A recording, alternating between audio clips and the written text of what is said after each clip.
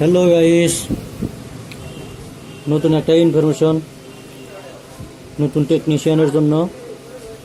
এই দেখেন AMOLED display গোনা, যেটা ফিঙ্গারপ্রিন্ট ডিসপ্লে থাকে, ওই ডিসপ্লে গোনা খারাপ হয়ে যাওয়ার পরে কপি ডিসপ্লে ফিঙ্গার ছাড়া ডিসপ্লে গোনা যেটা লাগায়, ওই ডিসপ্লে গোনা অ্যামোলেড ডিসপ্লের থেকে অল্প মোটা থাকে।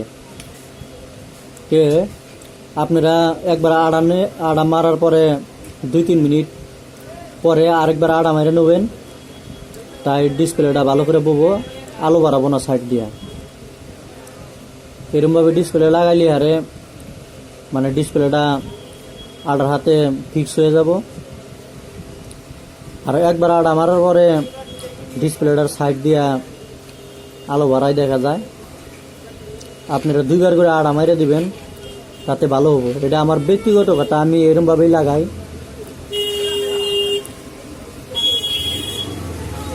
আড়াটা 2বার করে মারলি হারে তার মানে ডিসপ্লেটা ভালো করে আমলো ডিসপ্লের মতো ফিক্স হয় না, তার জন্য 2বার করে আড়া মারলি হারে ডিসপ্লেটা ভালো করে বহে। ধন্যবাদ।